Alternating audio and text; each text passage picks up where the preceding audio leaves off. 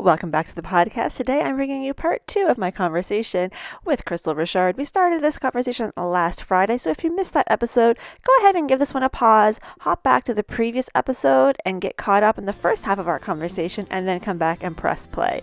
And if you really don't want to go back, you are going to be able to follow this conversation from part two only, but you're going to miss out on a lot of good stuff. So you've been warned, whatever you choose to do. And with that, let's dive right in to part two of my conversation with Crystal Richard, talking all about words of the year. You're listening to the Wellness Simplified podcast. Simple wellness tips to help you improve your life without turning it upside down. With your host, award-winning fitness instructor, nutrition coach, and wellness expert, Susie Fevens. I am a huge fan of Danielle Laporte and her Desire Map Planner. So I get her Desire Map Planner every year. And I like how she has it broken down because it's all about her core desired feelings. Yeah. So I really look at it from talking about the feelings of how do I want to feel this year? What do I want to focus on this year? And that's kind of where I always tie in my word of the year. Have you chose a word of the year for this year? I have, and I can reveal it because by the time this airs, I will have published the post. Oh, I feel so excited. I'm getting an inside track. I'll keep it under wraps until I see it public. It's coming out tomorrow morning. So okay. It's good. My word of the year is actually bask. Ooh. Like, you know how you see those super cute sea lions or seals laying on a rock? Yeah. Enjoying life and the sun? That is my word for the year, because originally, before we got engaged, I was all about, it was going to be something along the lines of rest and just like, it was going to be something along the lines of rest because I was exhausted. And then we got engaged and I'm like, oh my God, okay, well, I'm now planning a wedding, so I can't rest for all of 2020. And so I kept thinking, I was like, what is a really great word that describes like being restful, but also basking and enjoying everything that's around you and the moments and all of it. And I was like, oh my God, that's going to be my word, bask, because it can mean, basically it just means you're in the moment when you're in the moment. If you're resting and you're relaxing and you've just had a delicious oyster and you're sitting on your rock in the sun, you're basking. If you are having the most magical day of your life, which will be my wedding day, you're basking in the glow and the energy and the people around you. So it just seemed like this word that I didn't think was possible to find that encompassed all of the things that I wanted to feel this year. I love that. I haven't chosen a word yet. I'm not sure. Sometimes I do, sometimes I don't. I did last year. My word for last year was thrive. I don't know. I was sort of talking to somebody about this the other day and they're like, oh, I think I have my word. And she's like, I'll tell you once I decide for sure. And in that conversation, a word came to me and I've since forgotten it. So obviously that is not the one. Yeah, I don't know if you follow Rebecca Wilson. Her Instagram handle is @LuckySprout. She's from the South Shore. She's a creative empowerment coach. She's totally your sort of gal. If you don't follow her, you should. I'm now going to make sure I follow her. Yeah, every Sunday she does like free oracle readings. So you can ask a question and then through her Instagram stories, she will pick a card or two for you and interpret them. So recently she's just been doing one card and she doesn't like tag you. So everybody doesn't need to know your business. Okay. But if you watch my stories after, you'll see mine from this past weekend. And my question was, what was like my biggest strength or something right now? And the card I got was no. And I was like, ooh, because she's like, your biggest strength is your ability to be choosy and choose what you want to say yes to and what you want to say no to. And so now I'm kind of like, having my word of the year be no seems pretty negative, but I feel like it's going to be something around those lines. She's pulled the stag card for me a number of weeks in a row, which was very peculiar. The universe is trying to tell me something. I haven't figured out what it is yet. So I don't know.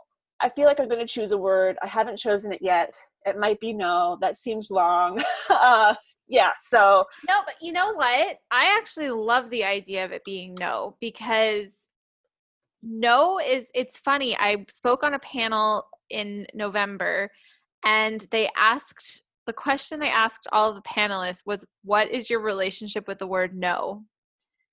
And it was such a great question because we all approached it completely differently. We had someone that works for a nonprofit, and he looked at it as, you know, he gets told no a lot when they're trying to raise money for the youth center.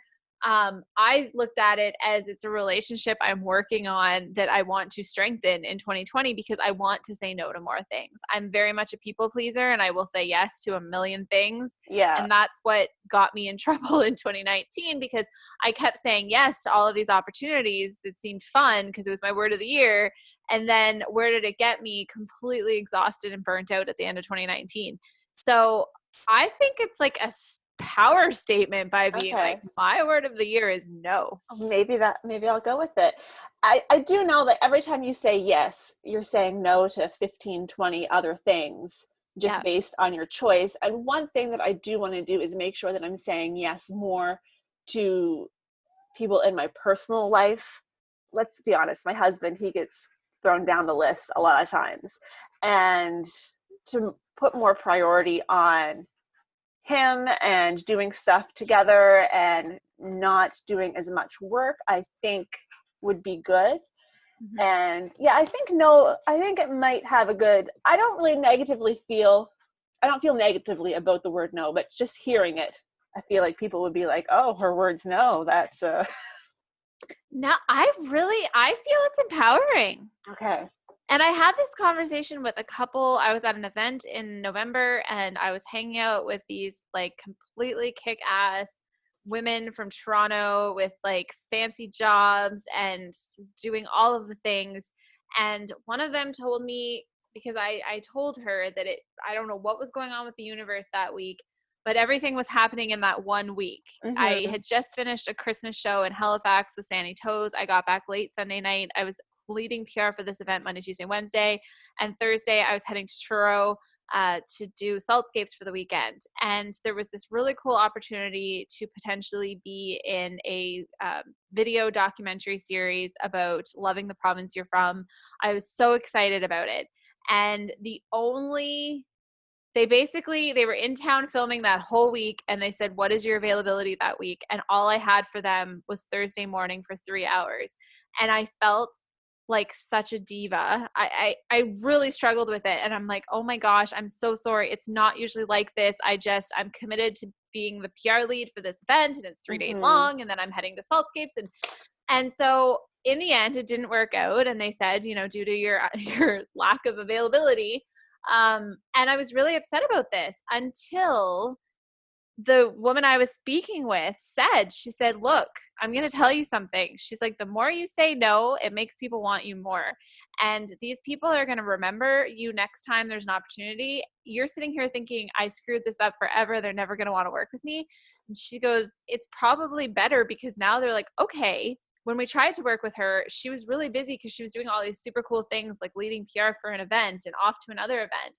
So next time we're in the area and we want to work with her, we'll have to make sure to reach out to her with more notice than, 2 weeks in advance kind of thing. And her perspective on the whole thing just like shifted it all for me, that I went, oh. And she said, she's like, saying no to things that don't excite you, that don't, fulfill you, will actually open up opportunities for things that will. And so she just like spun this whole different persona of what no and saying no meant. And I really like that. And I also really like that all this happened in November. I don't know, at the time you said in November, I was like, oh, it's right in the word. And I do like when people contact me about different things, because obviously I get a lot of requests for doing classes, places. And for the last probably 4 or 5 years, anytime somebody contacted me about doing a class, I was like, I'm sorry, my schedule is already over full. I'm not taking on any classes. The answer was just a flat out no. And this past year, I decided to do a Saturday morning class every other month. I refused to do it every single month. I said I'll do 4-week sessions. So I actually just started one this past Saturday of Zumba toning. So I'm doing it for 4 weeks, and then I'll have February off, and then I'll do it in March, and then in May, and then I'll take the summer off. That's something I never thought I would do again. The town of Kemptville, I am their on-staff fitness person. So when they wanted to do a noon hour class, they wanted to do 2 or 3 a week. And I said, you know what? I can't do that. But I could do a half an hour on Friday if I get to choose what kind of class it is because I had to be very careful not to do too much cardio.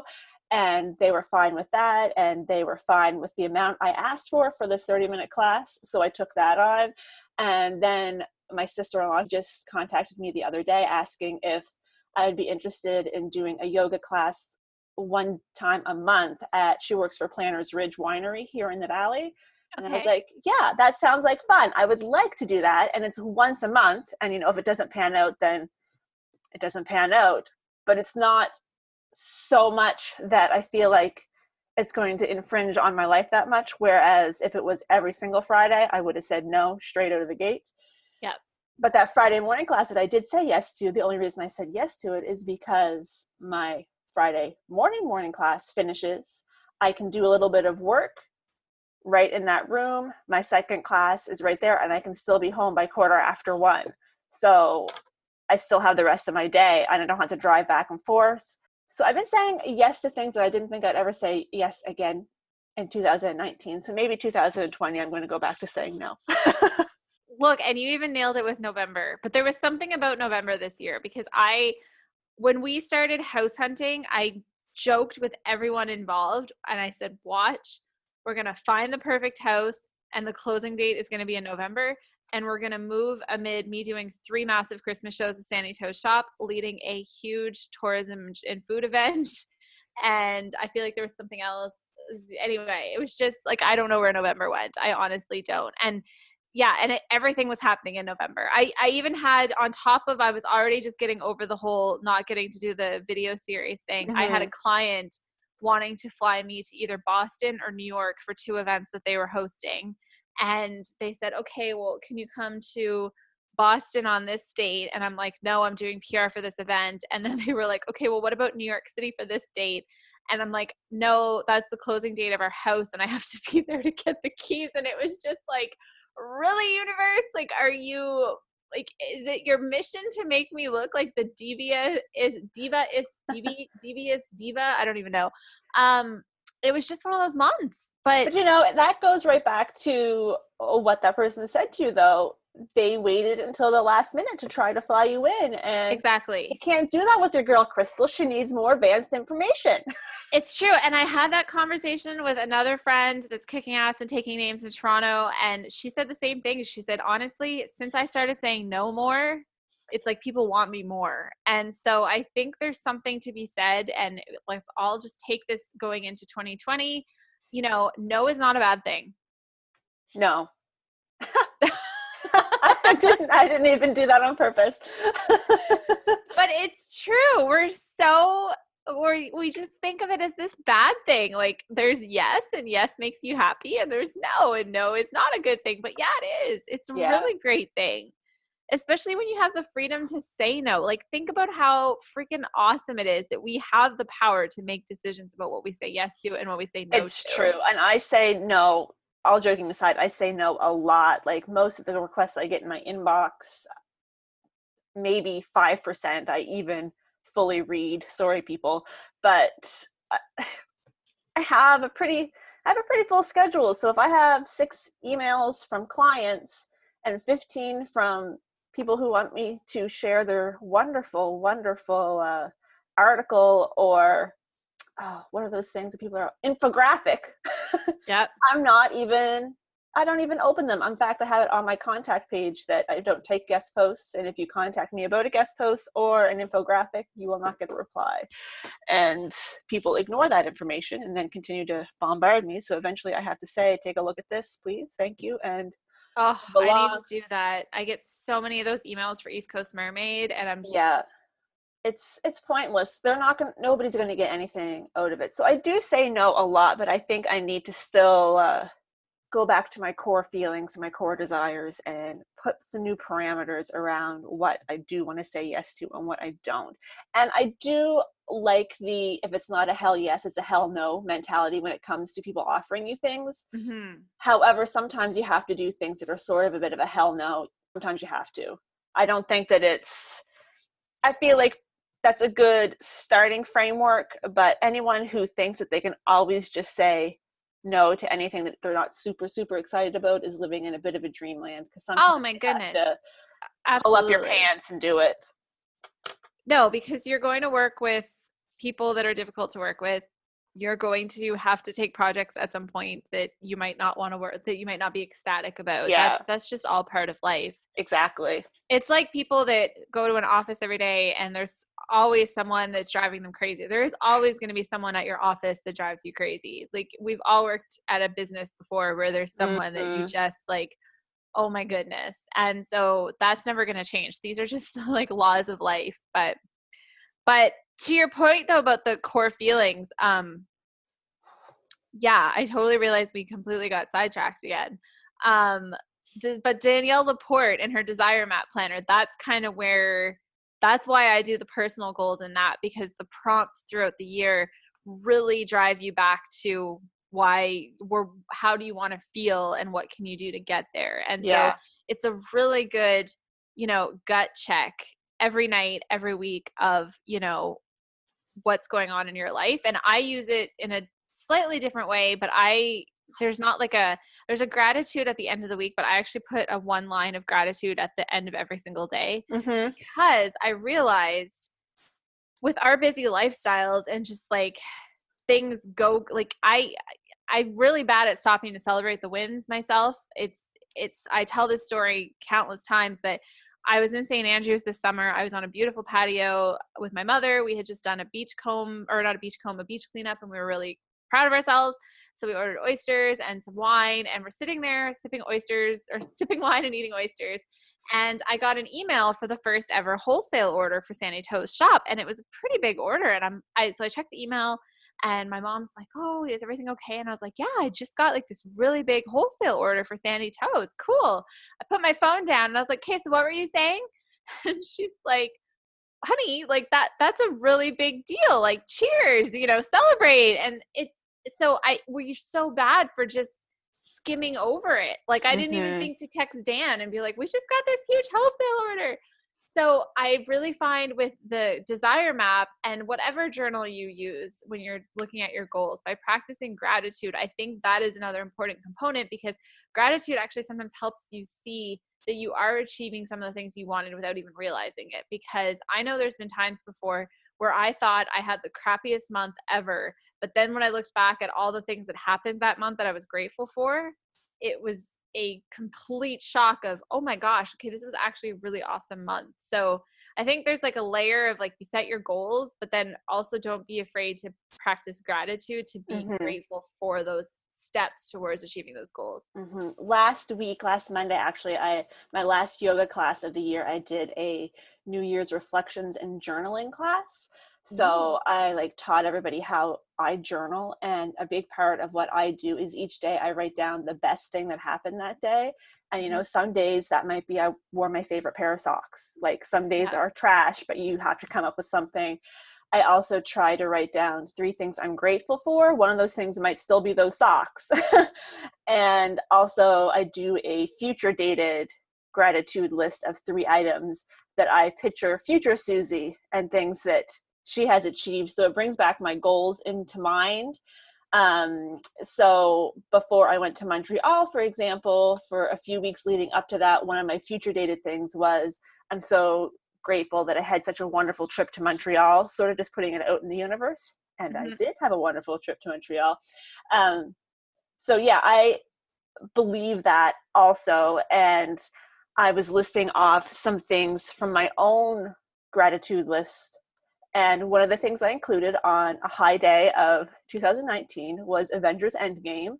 I stand by that, that going to see that movie, even though it completely emotionally wrecked me, and we just watched it again the other day, and I was crying, and I said, this never gets any better.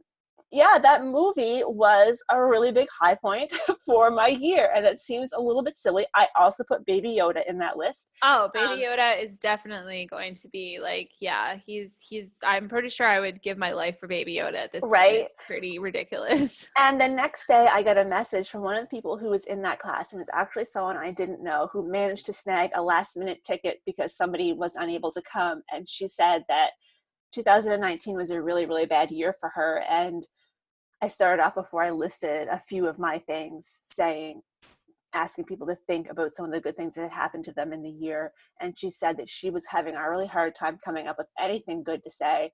And then when I said about Avengers, and honestly, I feel like a dork when I say these things in front of a class of like 25 people, but I'm just going with it at this point. But she said when I mentioned Avengers Endgame as one of my highlights of the year, it reminded her of what a great day her and her son had the day they went to see that movie. And I was just like, yes, people, it seems like such a small thing, and for you to say that going to see a movie is one of your highlights of the year, but it really can be, especially if you're having had a bad year. Looking back and finding those little things made such a big difference. And there was lots of things that I didn't have a particularly bad year, but I'd still forgotten. Like I won a washer toss tournament, my husband and I did, at the company summer party, and we were so wound up because we don't even play washer toss. We were so wound up that night. Oh my goodness. So it's fun to look back and see those things that you were grateful for that you otherwise would have forgotten even existed. Oh, I think so. And I think it's so important too for your relationships, your personal relationships. There's a quote that I love, and it's something like, whenever whoever they is for you, mess up, remember all of the things that they did right. And I always try to hold that whenever I get into, like, if Dan and I have a little fight about anything, which is homeowners, I'm now realizing that you fight way more when you have a house than you do when you have an apartment that you're not responsible for maintaining. But that's the thing that I was trying to remember. It's like, you can have, like, they can do something wrong. Like they can forget something that was important to you. They can not say the right thing. They can whatever, but then think about all of the things that they do right. And so I will sometimes put something like, I'm really grateful that Dan made dinner tonight because I had a busy day, and him making dinner and me not having to worry about it was really important. And I think that's why those reflecting things are so, like I said, I can't stress enough how important they are, because they help put things into perspective, whether it's your life, whether it's your goals, and whether it's your relationships. Because, you know, if I'm in a bad mood because we had a spat about whatever, I will sometimes just go look at, you know, my journal and say, okay, and think about all of the nice and awesome things that he did for me and for our relationship and for Bella. And it's like, oh, you're instantly in love with your spouse again. Yeah.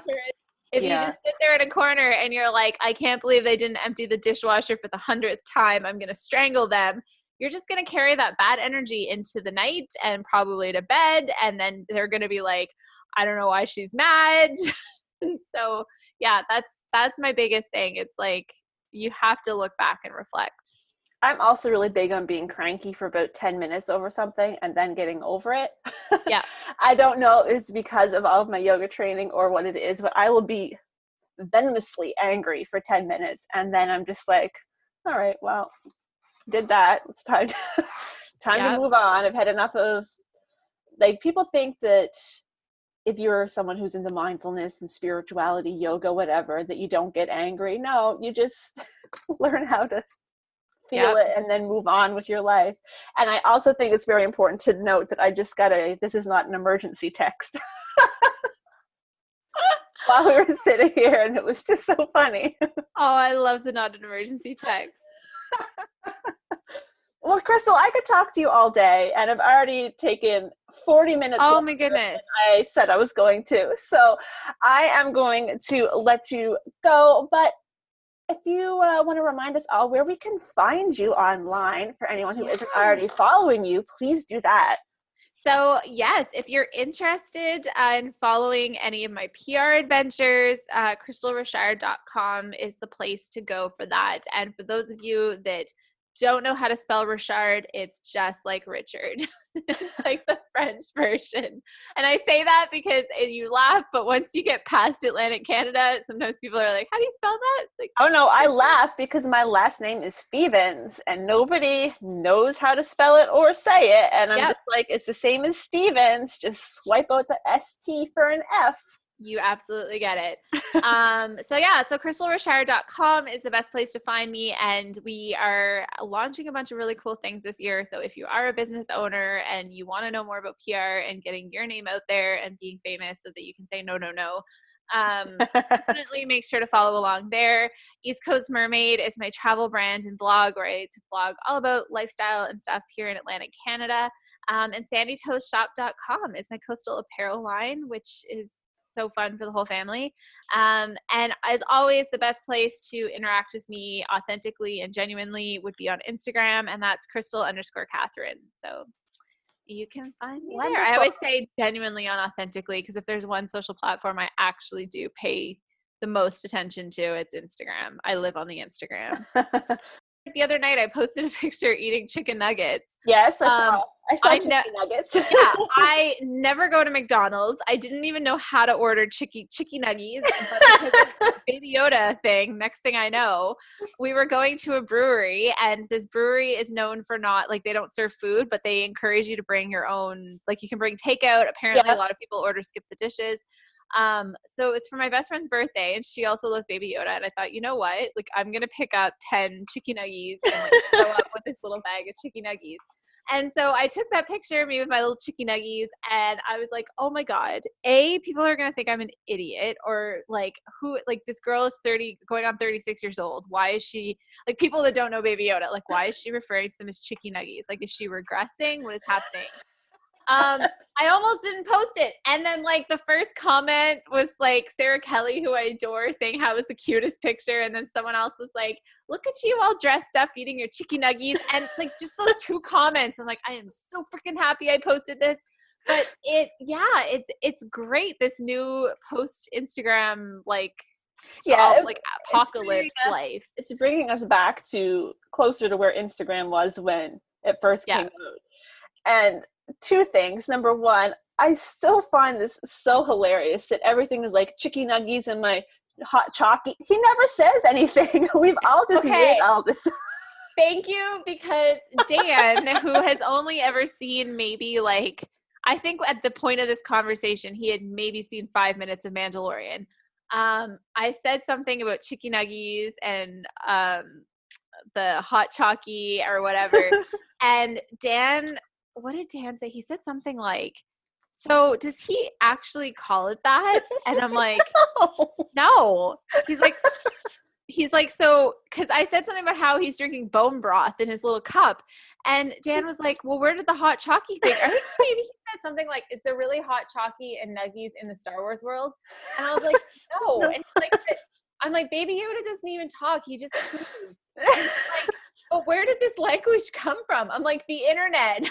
Like, it is literally pretty much millennials, because it's not 13-year-olds or 8-year-olds coming up with these terms. It's like 30-plus-year-olds are ridiculous.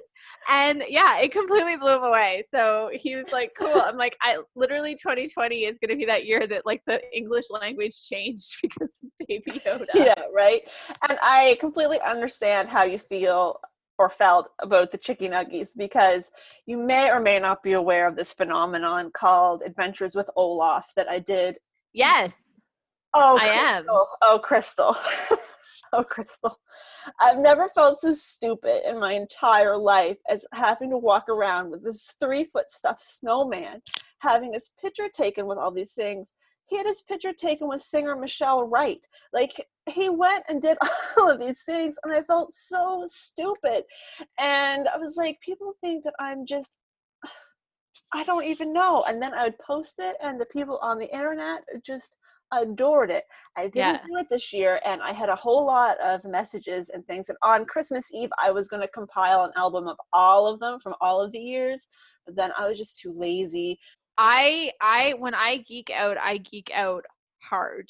Like, it's actually funny because we're having people over for fondue for my birthday in a couple weeks, and I'm going to do the Facebook event, and I'm literally going to put in the description, wanted to do a Baby Yoda themed party and serve you all hot chalky and chicken nuggies, but remembered I'm turning 36, so instead we're going to do fondue.